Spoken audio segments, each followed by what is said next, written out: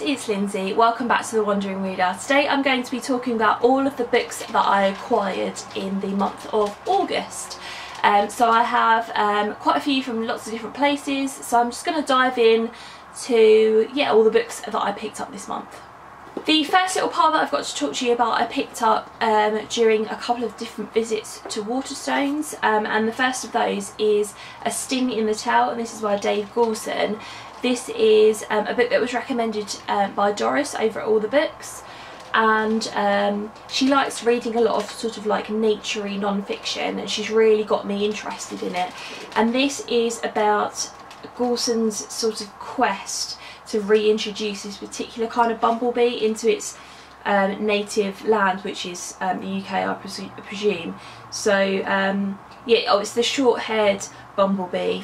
So yeah, and it's in this really pretty vintage classics edition. So not only will it look great on my shelf, but I'm also hoping it's going to be a great read too.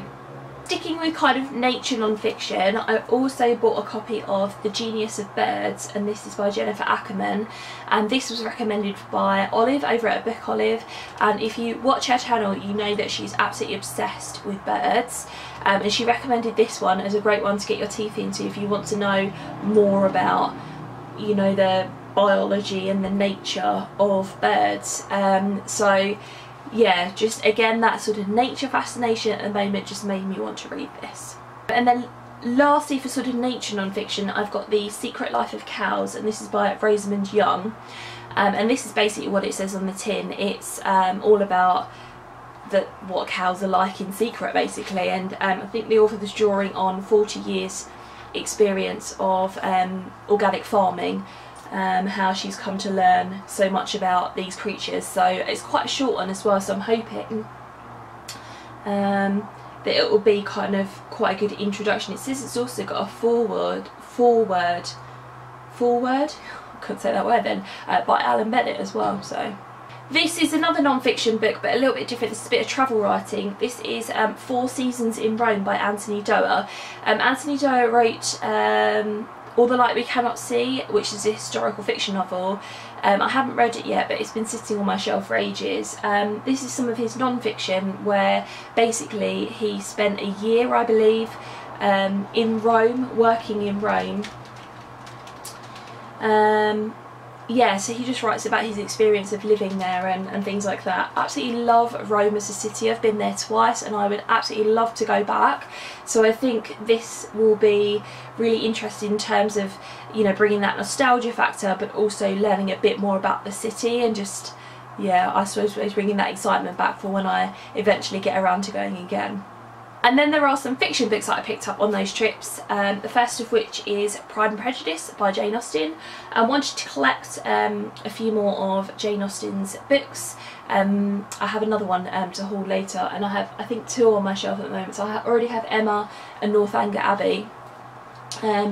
So I think I've read this before, but I don't remember an awful lot of it. I mean, I know what the storyline is, obviously, but I don't remember the reading experience very much. So Doris, again from All the Books, is reading Jane Austen's novels in order at the moment.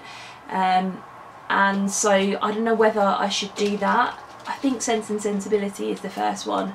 But yeah, this is a lovely Penguin English Library edition of it, and so yeah, I thought I'd get that one. Then a couple of new releases. I picked up Vox by Christina Doucher. This one I think was released this month, and I believe I talked about it in my new book buzz video for I think it was July to September, I think so. So I believe it was released this month. I've just missed out on being on like not the blog tour, but being a blogger sort of like to talk about this, which was a bit of a shame, but I was so intrigued by the premise of it I thought I'd pick it up anyway. And this basically is about a world where women are only allowed to speak 100 words a day, and if they speak more than that they're punished for it. And then there are other sort of rules to this world as well to do with women. People have compared it to The Handmaid's Tale. That's another book that I'd like to reread because I think I'd get a lot more out of it this time. But that whole kind of premise really intrigued me, and I've heard some positive reviews of it so far, so I'm intrigued to see what I think.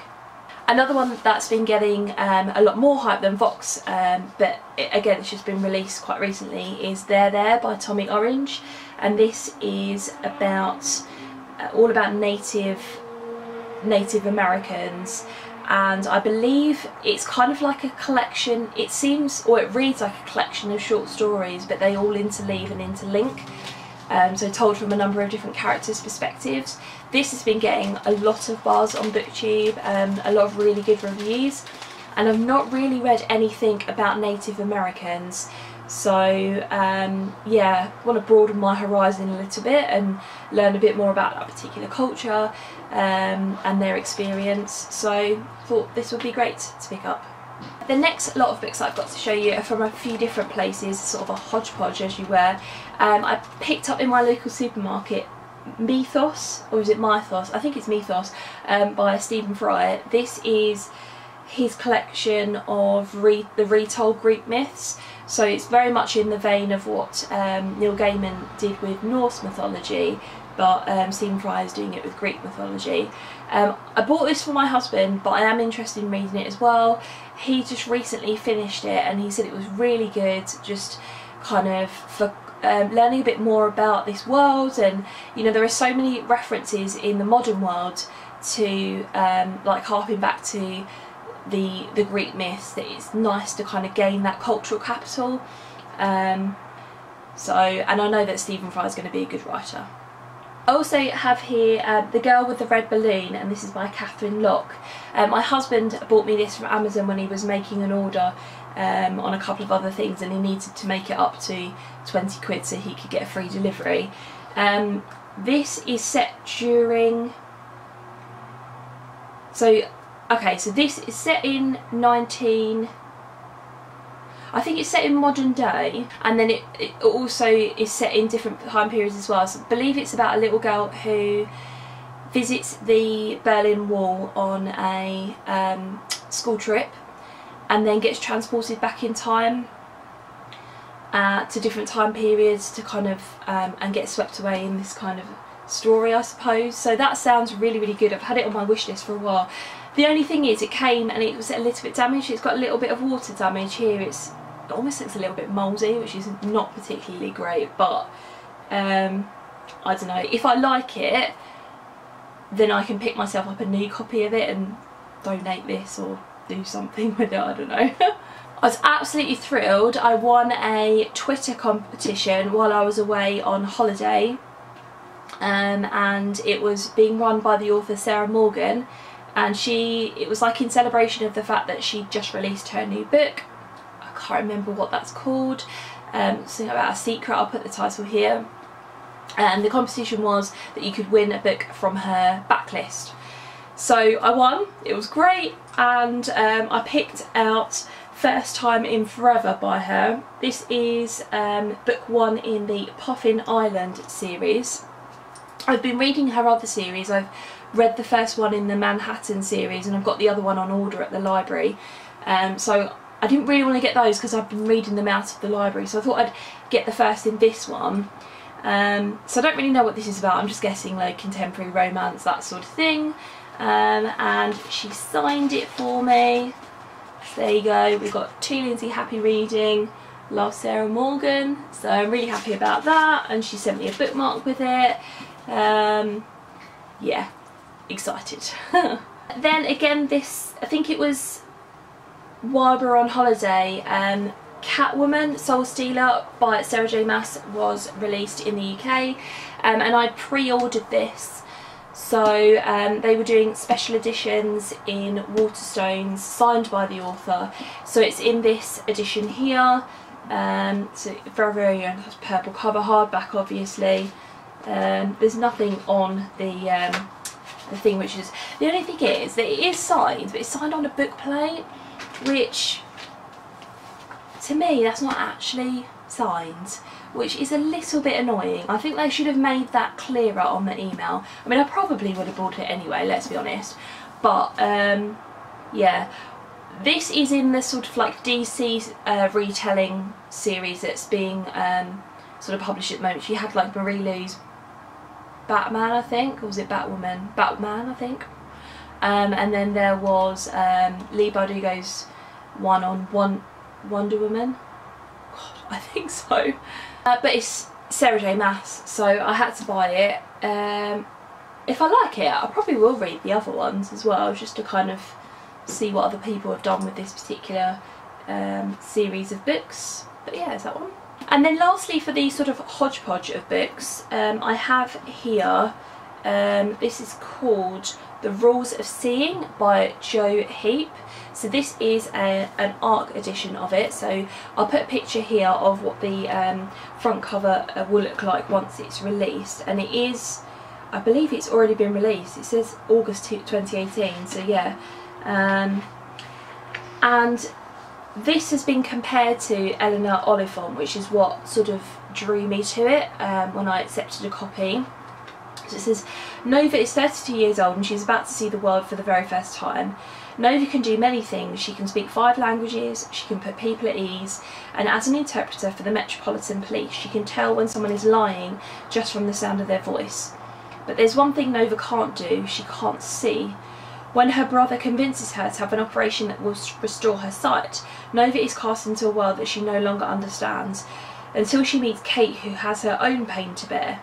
As Kate comes into focus and their unlikely friendship blossoms, can they both learn to see the world in a different way, or will Kate's past throw them into darkness once more? So I thought that kind of premise sounded really interesting. You know, that idea of being blind and then being thrown into a world where you can see again must totally turn your world upside down. So it'll be interested to see how Jo Heap handles that. It's being published by HarperCollins. Like I said, you can already pick up a copy of this, and hopefully I'll read this quite soon so I can review this for you and tell you what I think of it. I have a little pile of books here that are associated with the book swapathon. So I'll show you first of all the 2 books that I got from, I had 2 buddies, just very quickly, because those of you that have seen my TBR and my sort of vlog will already have sort of seen these. So the first one is The Reader by Bernard Slink, and this has been translated by Carol Brown Janeway. This is a book that is about a relationship between quite a young man and an older woman in Germany, I believe, during the Second World War. And Helen, my buddy, sent this one to me, and she told me that it was one of, well, I think she told me it was like her favourite book and that she tries to reread it every year. So didn't read this in the book swapathon, but I will get around to it eventually. And the other one that I was sent was The 7 Husbands of Evelyn Hugo, and this is by Taylor Jenkins Reid. I did read this. Again, if you've seen my vlog and wrap up, you'll already know my thoughts on it. Totally worth the hype. So yeah, go check out that video if you haven't already seen it. But yeah, love this book. And then these 4 were ones that I picked up in a charity shop when I did my swap. So the one I had my TBR was Necessary Lies by Diane Chamberlain. Again, didn't get around to reading this either. This is sort of a contemporary novel following, set in North Carolina in 1960. And it follows a social worker, and she gets involved with this particular family. It does sound really, really good, and I do want to definitely read it soon. And Lisa from Books and Smiles has been saying good things about Diane Chamberlain lately, so yeah, there's that one. I also found on that same trip A Golden Age, and this is by Tamima Anam. Apologies if I'm pronouncing that incorrectly. This has been on my wish list for a little while. This is set in East Pakistan in 1971. We've got Rihanna Haque is throwing a party for her beloved children Sahal and Maya. Her young family is growing up fast and Rihanna wants to remember this day forever. But out on the hot city streets, something violent is brewing as a civil war that will eventually see the birth of Bangladesh develops. Rihanna struggles to keep her children safe and finds herself facing a heartbreaking dilemma. Premise of that sounds incredible, so, and such a pretty cover. Just ignore the sticker, I've still got to take that off. Also found Tiger Lily. This is by Jodie Lynn Anderson, and this is sort of a Peter Pan retelling. That's all I really know about it, but because I picked up a copy of Peter Pan recently and want to read that, I kind of grabbed this because I thought it would be sort of a good book to read alongside it, basically. And then lastly, I found Kate Hammer's The Doll Funeral. Again, this has been on my wish list for a little while. This is, I believe, a thriller that follows a girl who lives with a couple that are not her real parents, and it's not clear what happened to her parents, and there's sort of some dark things going on. I think it's told from the little girl's point of view as well, so yeah, I'll be interested to see what this is like. One here that I should have put in my little hodgepodge pile, but I forgot. This is A Beautiful Place to Die by Samuel Bigglesworth. This was sent to me by the author. This is a collection of short stories, and I was kind of intrigued by the cover and by this particular line on the back. So it says, these stories highlight the beauty buried in the most unlikely of places. So it's quite short as well. There are, how many stories are there in here? Hold on a second. 1, 2, 3, 4, 5, 6, 7, 8, 9, 14 stories in here. So because it's quite a short book, I'm not expecting the stories to be that long. And it's also been, the cover's been illustrated by Henry Boone. And are there illustrations inside? Yeah, there are some inside like that. There's that one of the dog there. So yeah, sounds good. And then the last little set of books I've got to show you are ones that I picked up on a separate trip to a charity shop. The first of those is The Sapphire Widow by Dinah Jeffries. This, Dinah Jeffries, I believe, writes sort of historical fiction, but sort of more sort of women's fiction, historical fiction, if you know what I mean. So this is set in Salon in 1935, and it follows a character called Louisa, who's the daughter of a successful British gem trader, and her husband Elliot, who's a businessman, and what they're longing for is a child, and that's all I really know about that one. So I haven't read anything by her before. I've got a couple of her books now and a couple on my Kindle as well. So, but it was in pretty good condition. I just thought I'd pick it up. Also found a copy of Beautiful Broken Things by Sarah Barnard. Again, I haven't taken any of the stickers off of this. It's a bit glary as well. I've heard really good things about her writing from a number of different people. So again, the spine's cracked a little bit, but it is a really beautiful copy.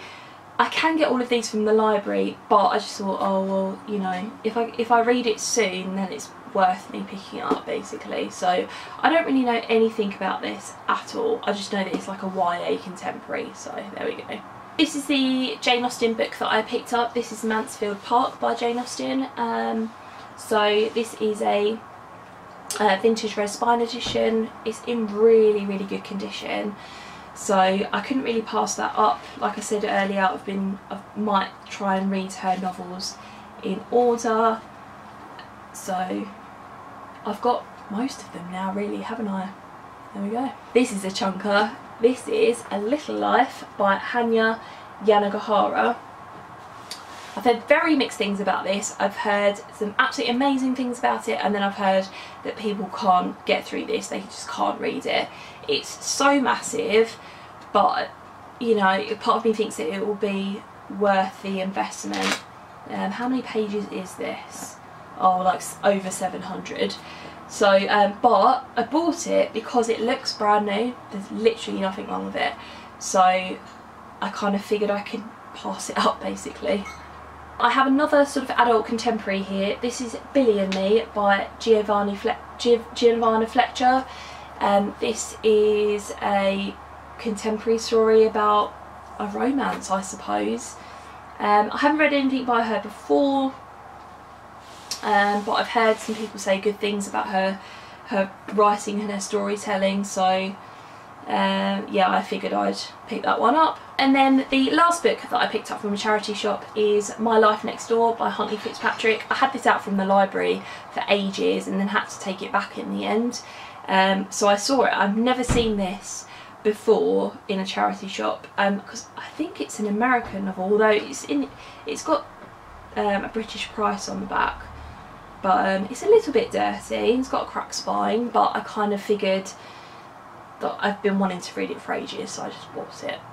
So there you go guys, they were all of the books that I picked up in August.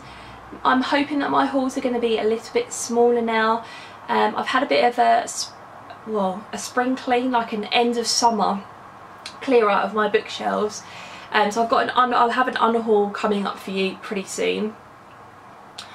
Yeah, because I just kind of think I need to be using my library a lot more. Basically, I sort of want to save my shelves for my favourites, and plus a collection of books that obviously I haven't read yet, so I've got plenty to choose from. But yeah, I talk more about that in my unhaul.